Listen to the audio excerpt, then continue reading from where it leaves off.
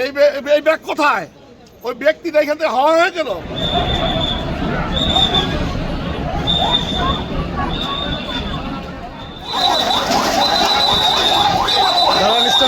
Bag নিয়ে ভিতরে ঢুকেছে, ভর্তি ব্যাগ।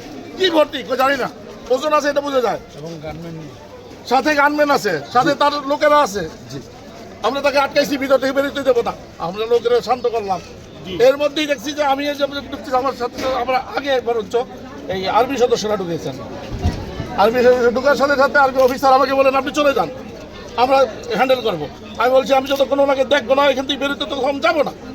তাকে আটকানো হয়েছে ভিতরে ব্যাগ সহ। আর এখন ওনারা বলতেছেন তিনি তো নাই চলে গেছেন। এই সেলফ এক্সিট কে দিল তাকে? ব্যাগ ভর্তি নিয়ে গেলেন, এগুলো কি নিয়ে গেছেন? নিশ্চয়ই ব্যালট নিয়ে গেছেন। এই ব্যাগ কোথায়? ওই ব্যক্তিটা এখান থেকে হওয়া হয়ে গেল। আমরা এখানে দাঁড়াবো 10 মিনিট যাবো। আমাকে ওনারা সুন্দরভাবেই বলছেন আপনি চলে যান, আমরা হ্যান্ডেল করতেছি। আমি বললাম ততক্ষণ আমরা ততক্ষণ তাকে দেখবো না, আমি এরেস্ট করেন তাকে।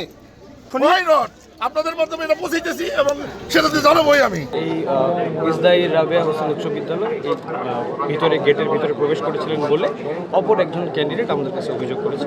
তো সেই অভিযোগের ভিত্তিতে আমরা এটা এআরও এবং আরও ওনাদের তত্ত্বাবধানে আমরা আইনশৃঙ্খলা বাহিনীও আছি, আমরা এটা তদন্ত করে দেখব এবং পরবর্তীতে যদি অভিযোগের সত্যতা প্রমাণিত হয় অথবা প্রমাণিত না হয় এর ভিত্তিতে এআরও এবং আরও ওনারা এই ডিসিশনটা দিবেন যে কী ডিসিশন আসবে। প্রার্থীর বিরুদ্ধে অভিযোগটা এরকম, আমি তো অলরেডি আপনারা জেনেছেন, আমি আবারও বলছি, অভিযোগটা এরকম যে একজন প্রার্থী আরেকজন প্রার্থীর বিরুদ্ধে যে অভিযোগটা দিয়েছেন সেটা হলো যে কেন্দ্রের ভেতরে 4:30টার পরে ভেতরে প্রবেশ করেছে, এটা হচ্ছে অভিযোগ। আরেকটা অভিযোগ যে সাথে তার কোনো ব্যাগ ছিল বলে একটা তারা অভিযোগ করছে। হয়তো লিখিত অভিযোগ পেলে আমরা আরও এটা ক্লিয়ারলি বুঝতে পারবো। এখন মৌখিকভাবে আমরা যে অভিযোগটা পেয়েছি তার উপরে আরও এবং এআরওর তত্ত্বাবধানে আমরা আইনশৃঙ্খলা বাহিনীর ওই তদন্ত করে দিচ্ছি।